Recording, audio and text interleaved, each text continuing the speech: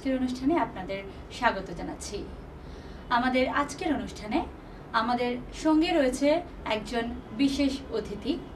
তার আগে আমি বলবো যে আমরা দেখতে পাই পৃথিবীর বিভিন্ন প্রান্ত থেকে ছাত্রছাত্রীরা আমাদের শিলচর শহরে পড়াশোনার জন্য পাড়ি দেন।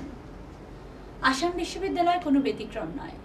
সেখানকারই একজন ছাত্র, একজন বন্ধু আজকে আমাদের স্টুডিওতে আমাদের সঙ্গে রয়েছে। আমরা তার সঙ্গে আপনাদের পরিচয় করিয়ে দিচ্ছি। আমাদের সঙ্গে রয়েছে আসাম বিশ্ববিদ্যালয় মাস কমিউনিকেশন ডিপার্টমেন্টে মাস্টার্স পারসিউ করতে আসা সেমাম্বো হেনরি ব্রায়ান। হেনরি আমাদের সঙ্গে আজকে অনুষ্ঠানে ইংরেজিতে কথা বলবে। আমি পরিচয় করে দিচ্ছি। Henry, first of all, we welcome you to our show. A warm welcome on behalf of Ishan Bangla. Thank you. Well, Henry, we are really honored to have you with us today. Starting with a very brief introduction from where you have come. Henry, Uganda থেকে এসছে. Talking a bit about Uganda, I would like to introduce to our viewers that Uganda is a country back in Africa.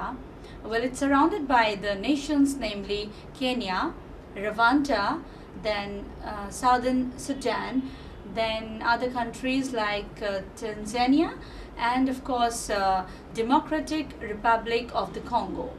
And it lies in the Greater Lakes region of Africa and is also lying in the basin of River Nile. Well, back in 18th century, in the year 1992, British rule started over there, and after almost 6 decades, the country of Uganda attained independence from the Britain in 19th century. Probably in October 9th, if I'm not wrong, October 9th, 1962, is not it, Henry? All right. So, we have seen that you have come all the way to India to pursue your masters. Well, I've introduced our guest Henry to our viewers. Henry would like to know what all you did there in your country, a briefing about your educational qualification, your job experience, if any, in your country. Please, if you brief us. Like you've heard, my name is Semambo Henry. Basically, I'm from Uganda, called a Pearl of Africa. That is a term which Winston Churchill gave Uganda. Just because of few things, Uganda has the best climate, Uganda has good vegetation, Uganda has a fertile land, Uganda has hospitable people. I attended my studies from Seta High. You know, in Uganda we have some schools, we call them 5-star schools. Seta High is one of the best 5 performing schools in my country. That's where I attended my studies. From there I got scholarship because I passed very well, and my government gave me scholarship in the best university, Makerere University in Uganda. I think now currently it is ranked 50th position in Africa, then 400 in the world. I think it is not doing well. It is not doing that bad actually. While at Makerere, I did a course called Information Technology. That's the course I did. But I always wanted to get master's degree actually. Before I came to India, I had applied for masters from Makerere University. That's the very moment when I also got the opportunity to hear that the Ministry of Education was announcing these scholarships, African schemes, ICSR. So I went, I took my papers because they were sounding, I performed very well at Makerere still. I went for interviews because to get this we had to go through different exams, interviews. So out of those ones who competed for the same, I emerged still the best, and that's why I'm here. All right, it's very great to know about it. Well, Henry, you said you pursued your graduation in information technology. Yes. As per my understanding. Well, so after that you always had aim to pursue your masters in mass communication. So It's a very interesting combination if you relate information technology with mass media studies. So how you as a student, a youth of today would relate these two subjects, because at present, since you're pursuing your master's in mass communication and it's a professional course, so you are definitely looking forward to get into some professional things after you complete your studies. So how would you relate your information technology with mass media, please? Actually, basically, let me first tell you this. While at high school, not actually from high school, from my primary level, I was the information prefect. So, because I was the information prefect for so long, I wanted to be a journalist. But when I passed highly in my high school, I was given a course called information tech. I gave it a choice. It was, I think, second choice. Because my first choice, we had to fill. There are forms we fill, job forms. So those job forms, you give 6 choices. I gave 6 choices according to the course, the way I want to become in the future. The first choice was law. Second choice was information technology. And I also gave in economics department. I also want, because I was good at economics also. But after the exams, the government gave me information technology. Still, I was not given journalism course. Yet I wanted it. I wanted to be a journalist. Coming to your question, how can I relate information technology to mass communication? I believe that mass communication deals with information technology. All of the gadgets in the mass communication, cameras, we all need information technology so that we can disseminate information smoothly without having any problem. And I feel I should inform the public. I should inform the public about people's sentiments, people's things, people's culture through mass communication, but using or integrating information technology. Well, that's a very interesting point you mentioned. Well, we'll talk more about it, about the relation of mass communication with information technology. Obviously, in a world of today, it's like dominated with technology, and we'll move into some other things as well. Oh, first wait, before. Yeah, sure. Let me first talk about the historical part which you started with, which was very nice. Actually, it's so good that Uganda and India share the same colonial masters. Yes. But unfortunately, Uganda was officially declared a British colony in 1894 by a person called Lord Rosebery, though Sajjala Dipoto is the one who recommended, is the one that year actually is the one who decided, who told Britain to officially take over Uganda as a colony. But the British had already come right from Captain Frederick Lugard long time ago, but declaration was simply made in 1894, which was whereby Uganda, we take Uganda to have lost independence by then.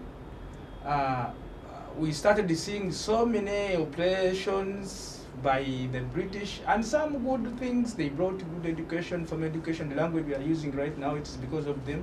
And as I speak now, English is considered a widely spoken language in my country. Because if you go there right now, every person you will talk to, you will find you will be able to communicate in English.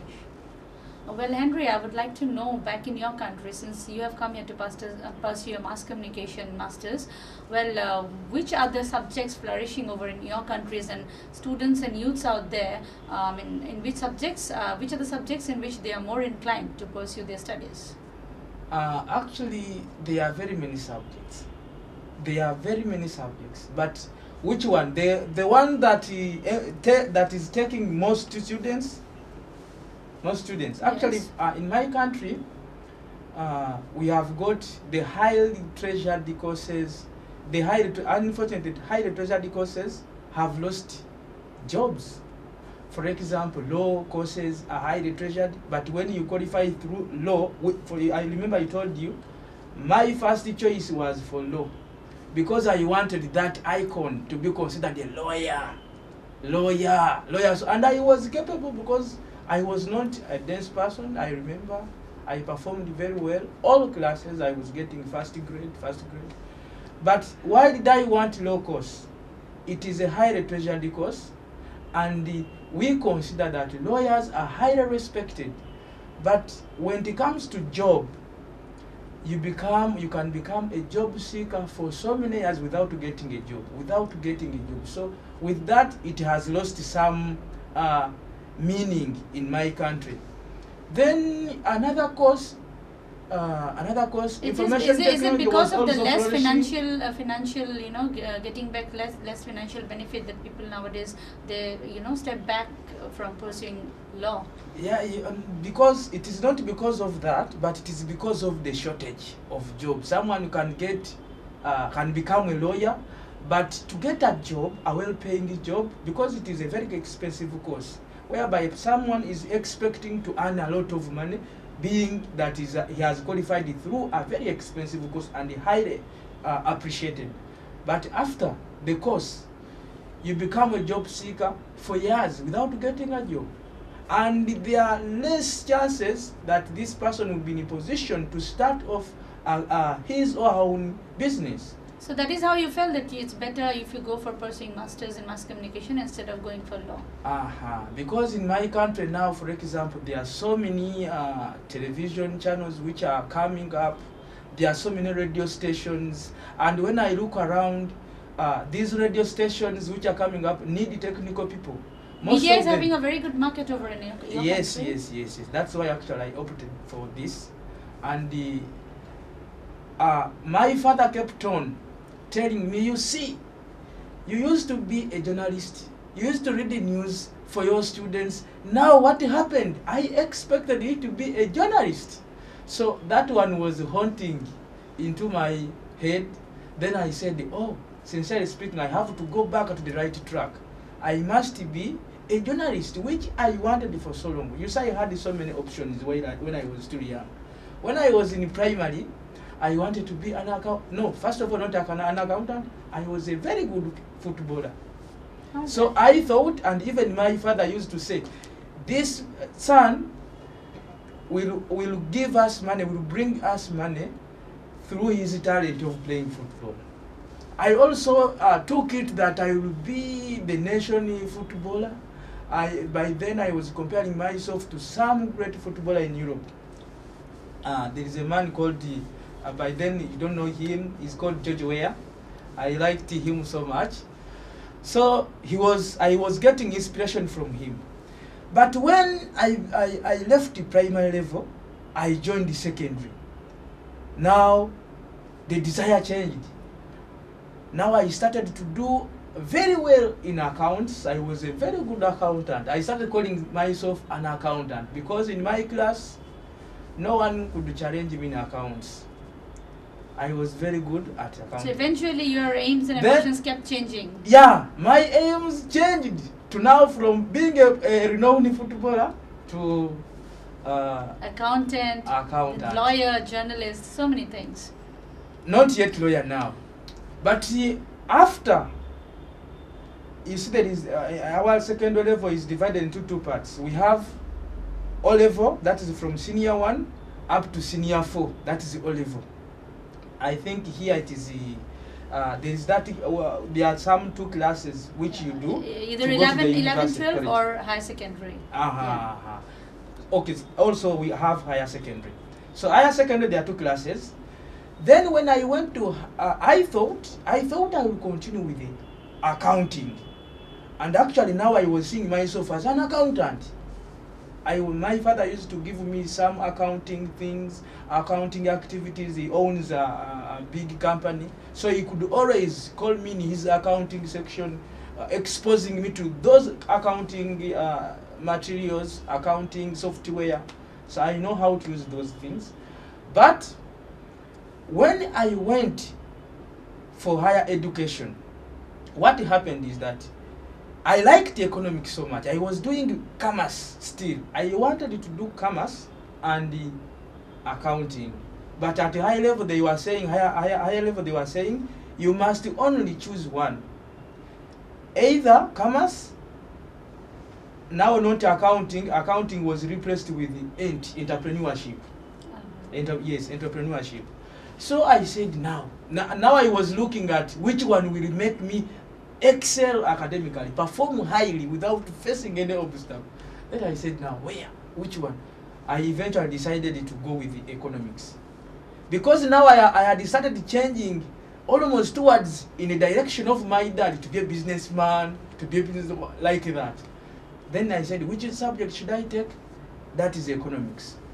Now I wanted to be, now the aim has also changed, economist. So, and I forgot now what I was doing in high school, information prefect, I forgot all that. Now, focusing on economist. So, during examinations, we have national exams called UNEB, Uganda National Examination Board. Those exams, we do them, they qualify someone to go to a university or a failure to remain there and repeat the same class till he passes. So, when we competed for those exams, I emerged among the best Ugandans who had performed. And I was given, my government gives a scholarship to those ones with excellent academic performance. And I was among those ones who excelled. And remember the choices I mentioned in the 6 choices? I was given one of the choices, and that was IT. So I was completely not given the business, the business wing which I had given choice also, and I had wanted internally. So there I qualified as the information, as the information technology student. And that is how you started your graduation? That is how I started. Then when I finished the course, I got a job. I started working. Yeah, but that's what I wanted to know about your professional experience out there after your graduation. Yeah, because a good course, I believe, a good course and a good performance, you cannot be a jobless person. And if you can deliver, you can execute what you have been taught, you cannot be jobless. So I got a job. While working, my dad got did not talk to me directly, but got a plan of starting a studio. Has started so many some projects, but when he looked around, it is only me who is not fully employed by his company, and I'm not willing to be his employee also, according to what his business is related to. So he said, now what can I do? I think that's what he believed. Every time he used to call me, but he was telling me about that. Wow, he wanted to be a journalist. Yeah, but what happened? I told him, yeah, anytime. But I think there is my young brother called Sebari Ivan. He finished also Makerere, but he was in the economics department. He came once and talked to me. Now, for example, you see, when we are growing up, we always get friends whom we share ideas. So this brother of mine told me, now I think you wanted the accounts. Yes, I wanted the accounting. Now I want to shift back to the accounting. I wanted to be a senior accountant now. Because there is I have a father who is in that profession. I also wanted to be now a real accountant. So what I did, I started going to look for opportunities of how I can divert back to accounting. Of course, the process is there. Just go to the university, you bring the papers, document, you again register. I had started processing those papers, but then my father called me and told me, advised me, now you see, you want again to go back for CPA, Certified Public Accountants. It involves the 6 levels, but it is a professional course for accountants, Certified Public Accountants. Yes, I told him, yes, I want to be an accountant. Then he told me, how will you manage? You see that you left mathematics many years back. You have not been in mathematics. How will you manage? I told him, no, you remember I used to be a very good accountant. And mathematics as well. You remember? I don't think these things will be as difficult as you think. I will do. Then there is my brother who is a senior, not a senior, but he's a statistician in the Ministry of Education. He told me, you see, you needed to do masters. I also told him, because I heard, it's like in my family, this education is competitive. If your elder brother performs highly, you ensure that you perform, you excel better than him. That is the competition in my family. That is the culture. Yes, in my family, that is it. So, what happened is that... Is it just in your family, or, I mean, mostly in all the families? Not all families, but I think there are other families doing that. But I'm talking about specifically my family. We are very many. But the issue is, the elder brother, if he tried to perform the way he performed, you ensure that you perform better than his performance. But I always wanted to beat, there is a brother of mine whom I always wanted to challenge, but I failed. For example, in primary 6, he got 6. I said now I should get it for 4. That means you have got D1, 4 subjects. You sit for national 4 subjects to challenge his performance. But when my national exams, my national results came, I failed to challenge him. I got just 1 point less than what he got. All right, Henry, we have come to know a lot many things. The academic culture, as you said, in your family, if sibling performs very well or up to a certain level, you always have to ensure that you must attain more than that. Yes. All right, now we'll be going for a short break and we'll be talking about some more things after that. আমরা এবারে নিচ্ছি একটা ছোট্ট বিরতি। আমরা কথা বললাম হেনরির সঙ্গে, আমরা আরো অনেক বিষয়ে ওর সঙ্গে কথা বলবো, অনেক কিছু জানবো, আপনারা সঙ্গে থাকুন। ফিরে এলাম বিরতির পর। Well, Henry, we have talked about things like the education, your experience in various domains like accountancy, law that you expected for, but ultimately you shifted into mass media. Well, Henry, will talk about other things like, I would like to know what made you to choose India, that you have come all the way from Uganda to pursue your masters. Like, you might definitely have had some other options as well. So what was the procedure, how you applied for, what made you to come all the way? Please, if you share with us. Actually, that's what I said, that when I had applied for masters, I had actually accepted. Makerere also has master program in mass communication. But when I had applied, that time only, I got information from my brother who works in the Ministry of Education that there are some scholarships being announced for this program. Then I said, okay, after hearing that, I also took my application in the Ministry of Education so that I can compete for this chance. Because remember, I was going to pay, in Makerere University I was going to pay, and it is expensive. Then when this opportunity came, I said, let me compete with other students who are also ready to compete for the same. With that, I think I was able to get this. I got the idea from my brother who told me that Ministry of Education has got some scholarship from India. Not only from India, there are different countries who bring scholarships. What made you to choose India? Like, was it a suggestion from your ministry that they have given India as a choice for you to come over and join? Actually, I sent applications in 3 countries, USA, I sent application in India and Canada. But the first institution to respond to my call was from India. And in India, I sent to 3 universities, some university, Mahatma Gandhi, and Mumbai University. But the first one to respond... the other one, sorry? Mumbai, it is in Mumbai University. The first one to respond was Assam University, and that's why I came. But when I had, I think, spent 2 months starting the course here, then I also got a positive response from USA. And I had spent a lot of money to come here. So I just said, let me continue with these ones and finish my course after I had made already a step. All right, so that is how you started. So you came back in 2016? Yes. All right, in July the month 1st.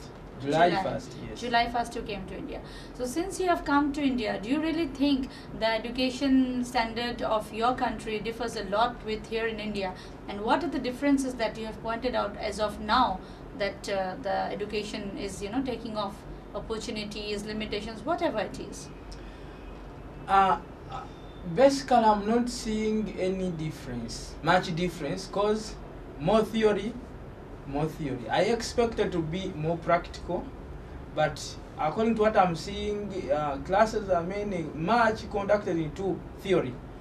Yet, for example, the course I'm doing, there are some practical work.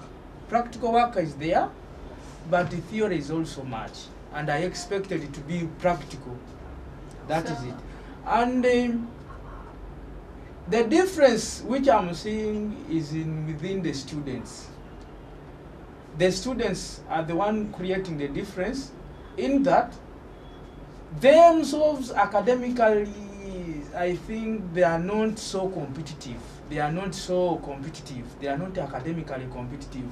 They are somehow kind of lazy. Are you like trying to say they don't have a competitive attitude? They don't have a competitive attitude. They are somehow less. Because the country where I came from, I have told you that academic competition is too high, in the extent that the students themselves can even, you just look at someone who was having weight, becoming slim, just because he's getting old, he doesn't want any person to challenge him. He or she does not want that. He always wants to be the topper. But when you come here, you can see me, I came when I'm slim, now I'm gaining weight. So just because there is a lot of relaxation, no competition, and I've also adopted that habit, because if you remember my first semester, I was extremely very serious, thinking that is actually the norm. But after a semester, I realized that, even students are doing work at the last hour.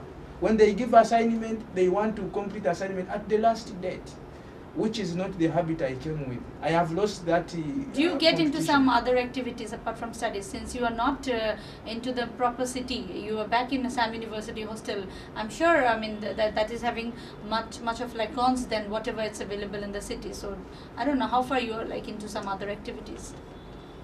Basically, besides, I think actually, not besides studies, because everything I do in India, I'm studying. I study culture. I study everything. Even when I travel to a sports ground, I'm studying. I just want to know how are they playing their football. Because, for example, my country football-wise, I think is doing well. Is mainly known for that.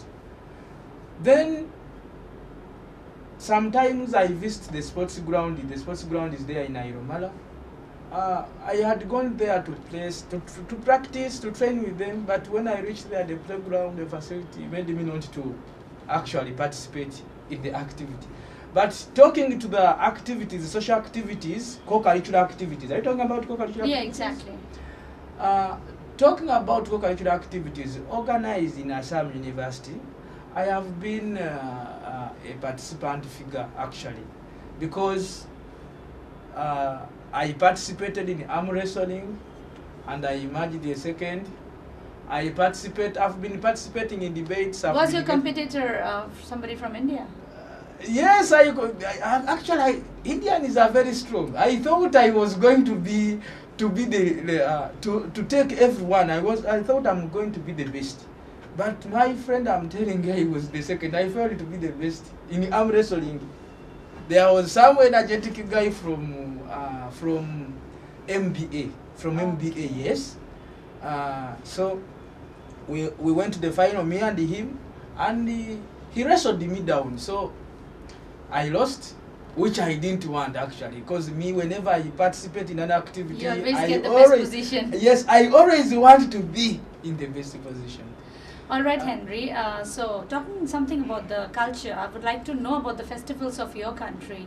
How do you people have been participating? You definitely must recall the days you spend in your country, since it's almost 2 years you're here in India. So, if you can please share about the practicing festival, the culture, everything in your country. In my country, You see, Uganda is a multinational country because we have two types. Mostly, is it like having Christian population? We have two type. We have many types of nations, but we have heterolithic nations and polythic nations and monolithic nations. Those are three types. So heterolithic nations are those nations with very many ethnic groups.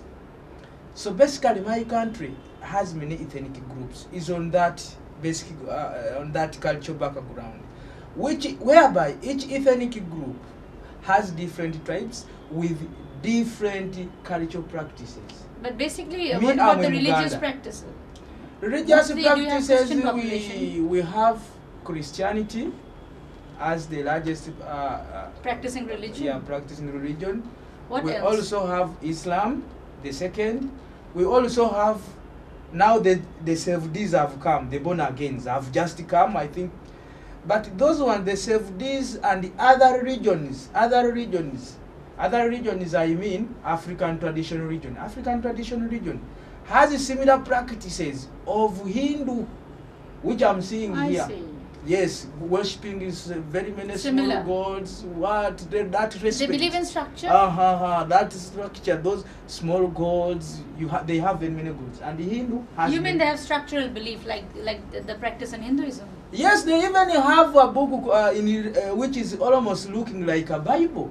You see them on television defending, and when these whites, the missionaries, came to Uganda, they made Africans or Ugandans feel that religion is satanic. That's why the religion is having a few followers, very few followers following that African traditional religion. Shrines, like the way, no difference between and the briefing about the festival, like Christmas is the main festival, or what are the other festivals? Festivals, actually we don't have so many festivals. We have Christmas. We have in Christianity they are separated. In Christianity we have Easter, Easter Sunday. We have Good Friday. Good Friday It's is about there, but it is not much celebrated. I'm talking about those days that are much celebrated. Enthusiasm, excitement. Yeah, but Good Friday people will go and work. Easter, it is a public holiday. No one will work. Then Christmas, the birth of Jesus, no one will work. It is a public holiday, highly celebrated. Then first day in a year, that is the 1st July, is highly celebrated. And the 31st also, 31st December is also celebrated. I mean, if you consider it from Christmas to the New Year celebrations, it's almost within the same week. So this is the celebration time again. Yes. Well, but again, you also have Eid Adha, Eid al-Fitr for Muslims. These are the festivals for other religions, as you said. All right, Henry, we'll be now going for another short break. Before that, just briefly, I would like to know about the food habits in your country. What are the main foods people mostly eat over there in your country? Okay. Uganda has 5 regions: Eastern, Western, Southern, Central. I mean Central region, where the Baganda are. Baganda will speak Uganda. And each region, each tribe, not region, each tribe or each region has specific food preference. In the Central, the Baganda, their staple food is banana. Not when I talk about banana, you see the one which they sell here in this market. This is not the type. That one is called, we call it yellow banana. It is not the banana I'm talking about. Ours is a little bit delicious, too delicious. Maybe because of the climate and the fertile soil, but this banana here, it's not. I've tasted it. It's not the quality I'm talking about. Right. And the yellow banana here, which I buy, I've ended up eating it, but the yellow banana sold here is not eaten in my country. It is used for making juice. I see. Yeah, very few. And they also have the one which we eat, but it is very expensive here. The one which we eat, which is supposed to for eating consumption, it is very expensive. When you go to Basoga, Eastern Uganda, their staple food is rice. We grow rice. There is a lot of rice. What about the fish potato cultivation also. and poultry?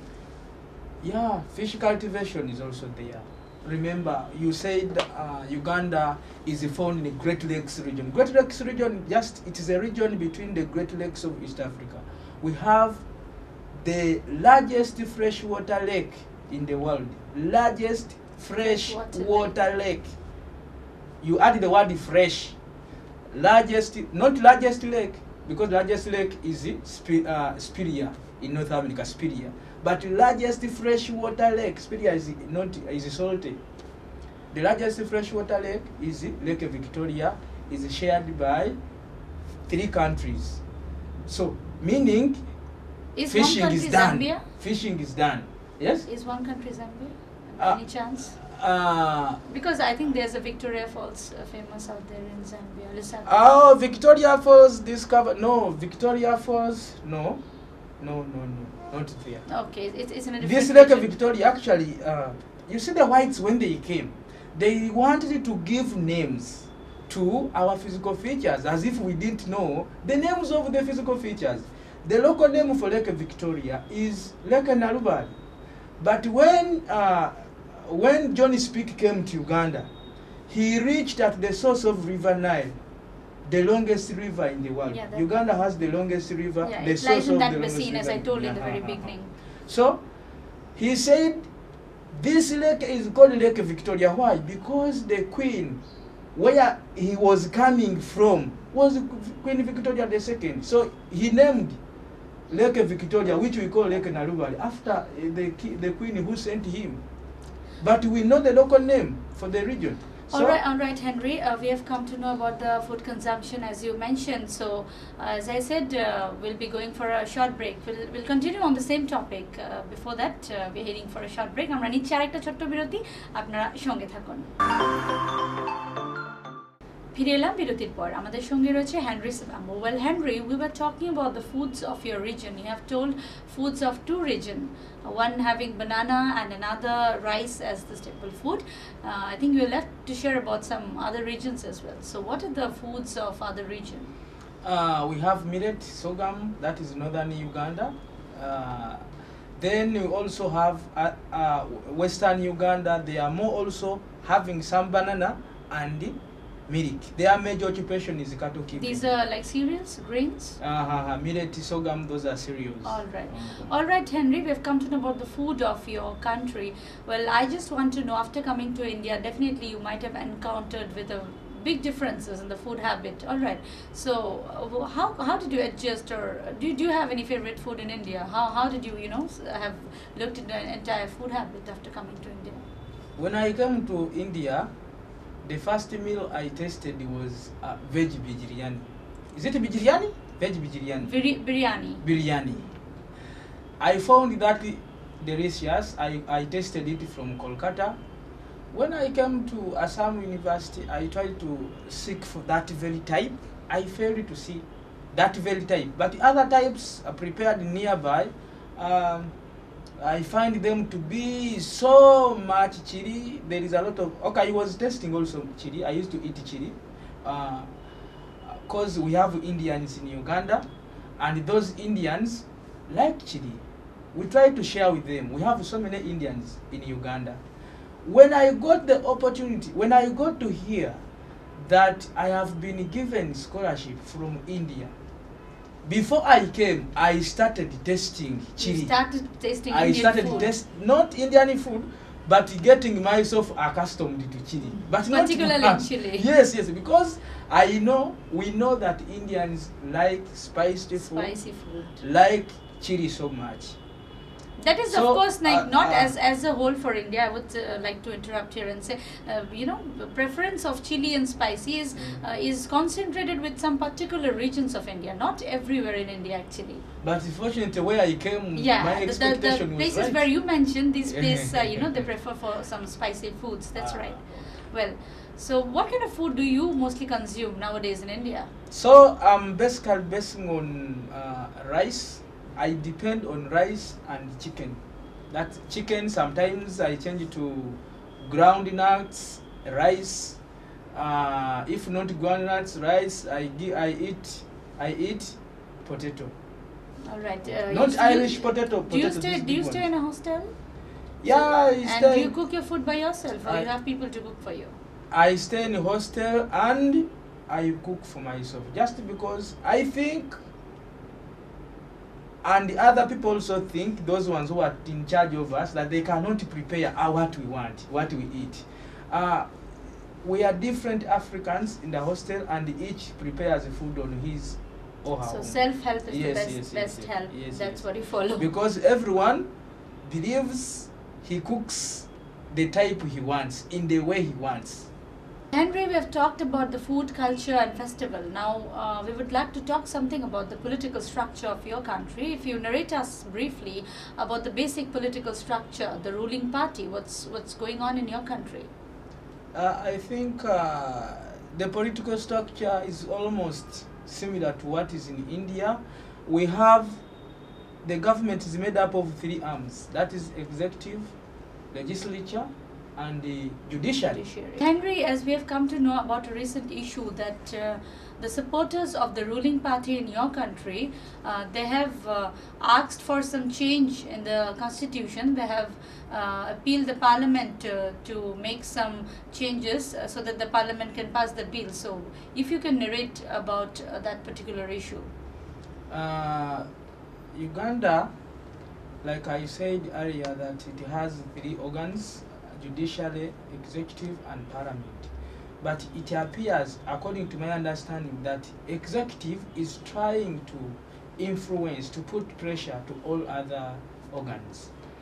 Now, going to your question, there is a bill which has been brought in parliament by the legislators from the ruling NRA, National Resistance Movement. So that bill says they should remove the article which prohibits the age limit, whereby in Uganda, to be a president, you are not supposed to rule beyond 75. If you get 75 years, that means next year you are not allowed to stand in for president. To compete for the president post. Yes, you are not allowed to compete for the president post. But this is not the first time the constitution has been amended. There is a time when it was also amended, in that, you see, in Uganda, like neighboring countries, a leader has to rule for 2 terms. Those are each term has 5 years. But when our president, Yoweri Kaguta Museveni, realized that maybe the president of your country, His Excellency Yoweri Kaguta Museveni, when maybe, and his political party members, when they realized that, yes, the age now, I think he has ruled now the 10 years, now what should be done? So it was amended. That article was eliminated. Still he came to power. Now the situation in my country is that people are really fed up of the changing of the constitution. They are seeing this as a chance maybe to get another leader who is young, who is youth, who can now settle problems of the youths. The youths believe that their grievances, their problems are not really solved by this president, because first of all, he's old and he doesn't understand really well the problems and issues of the youths. So for that reason, the Ugandans, some from the political parties, from the ruling political party, maybe second it, but majority do not second the amendment of the constitution, that article. Yes. All right, Henry, thank you so much for sharing so many informations to us. Well, we'll be concluding our show right now. So before that, we want to know, what is your experience? I would say the best of experience, and of course the things that you have, encountered after coming to India, both the sides, good, bad, if you please share with us. Basically, I can say Indians are welcoming people. Actually, before I came, I had a negative attitude towards Indians, basing on the Indians we have in my country and the history of Indians in my country. But when I came to India, I realized that what I was taught historically, it's somehow not the real information I got. Because Like I told you, many Indians were taken to my country. Many Indians were taken by the British mainly to construct the Kenya-Uganda railway. Exactly. And many remained there. When they stayed there, the way they were treating, they were owning businesses, and the way they were treating the Ugandans, it was not a good way. That's why I came with thinking that maybe Indians are like that. But when I came to India, the first airport where I stepped my first feet was Kolkata. I was welcomed at Can you shortly share your route of coming to India? How did you come? Just from Dubai to Kolkata. Kolkata was my. Well, Henry, we didn't know like which city in Uganda do you stay? I will tell you that. Let me first finish this. Kolkata was my first place. While in Kolkata, in India, I came across a gentleman who was so hospitable, very welcoming person, and he used to speak the language I know. We chatted. Then when I headed to Silcha from Kolkata, I came to Silcha. When I reached at the airport, Silcha airport, I was like, in Kolkata, I said, yes, I have come maybe to, a good place. Then when I reached to Silcha airport, I said, is this an airport? But I said, okay, let me see what is taking place. But I got shocked. I started saying, now, where am I going? When I reached at Silcha. But still, from Silcha, I was welcome. There was a person waiting for me. Then that person drove me direct to Assam University. And still, I was going like, this place. Cause me, come to the second question, where I stay in Uganda. I stay in Kampala, the capital state of Uganda. Okay. Kampala, the capital state of Uganda. A place or a division called the Kawempe division. Kawempe division has got different segments. There is a place called Lufla. That is where I stay. But when I came to the Makerere University is also in the town, biggest, and is in town. Kampala also itself. But when I came to Assam University, where it is, I was like, where have I come? I looked at the structures.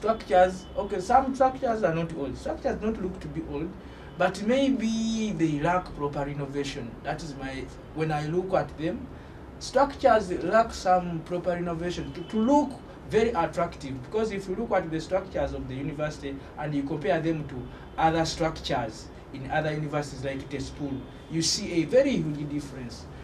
But then I had already reached. Actually, that very day, I wanted to go back the next day. I talked to there are some seniors I found there from Africa, there's PhD scholars. I talked to them, no, I cannot study from here. I wanted to go back, actually. But they said, no, you stay, you've already made it. I wanted to go back because I was actually, I made what I did not expect. Then, as we were heading to town with those seniors I've mentioned, we saw Dr. Chalvak. Dr. Chalvak took us in his vehicle, in his van, back at his office. I told him I want to go. He said, no, you shall study. He convinced me. After he convinced me, then I said, okay, let me settle and see how classes are conducted. From classes, then I will know whether I should go or continue and complete this. After I knew, I came knowing that this course is well taught in my country, and the course, because Makerere University has got a studio fully stocked of all gadgets, then I knew I'm going to have, after knowing how they handle classes, I will decide. Then after we started, maybe in the first week, lecturers were very serious, teaching all the time, coming. Then I was, yeah. I think I will get what I want. I continued to remain in the place. Then month went. Still they were delivering. But while delivering, I kept on asking Dr. Chalvak to show me the studio. Why don't we go to studio? You will go, we have a studio, we have... I kept pressurizing them. I want to see the studio. I want to see the... They were mentioning them. We have print studio, we have television studio, we have screening room, we have those ones. One time, I got a chance to see the studios, but then the studio, we are not using them. The only we use it is for print.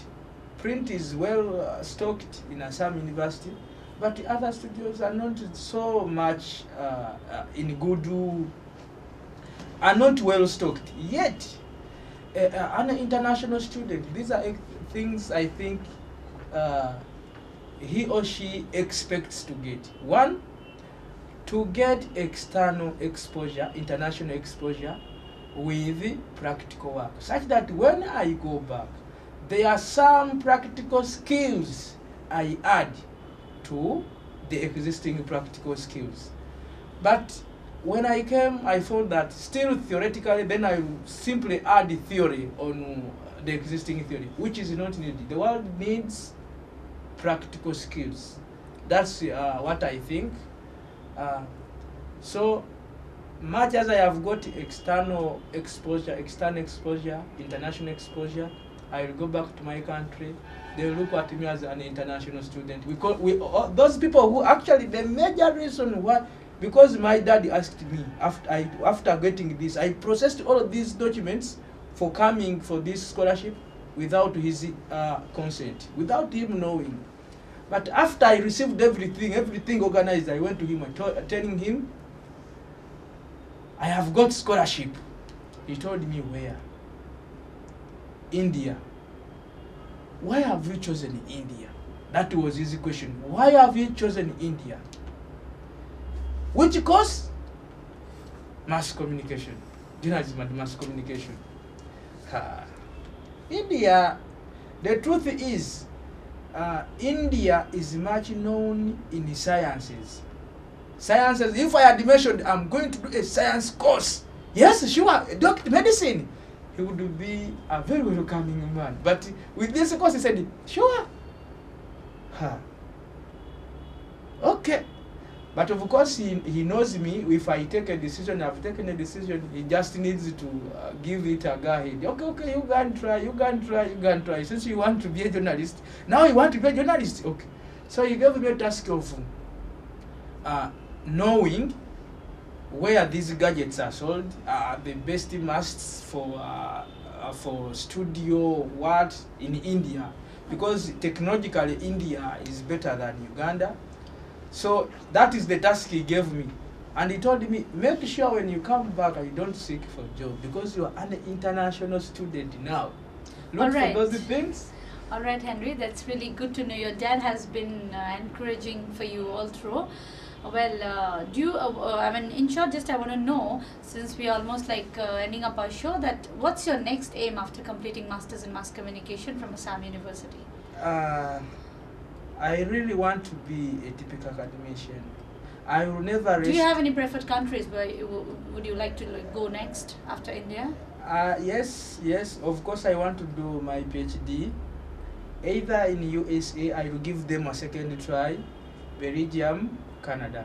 Those are the options. And Cape Town, South Africa is also good. That's where I will send my applications. I have already finished to send applications in Belgium and Canada. So hopefully, I think I'll get opportunity in better countries. Yeah, because I think there is one thing which I see that God has helped me. If I forward my application has always been receiving a positive response. So I think also I may get a response, but I will never rest to be an academician, not until I wear that red gown of PhD and perhaps to become a professor. So for now, like after masters, you are planning to pursue your research PhD. Yeah. And of course, in the next future, you would like to come up as an academician. We really wish all your dreams come true. And Henry, we once again say that we are really honored to have you as a guest on our show. I pray for your good health and wish you all the success and all the steps that you take ahead in your life. Good wishes. Okay. Stay healthy and keep smiling. Thank you, Henry. Thank you so much. Thank you.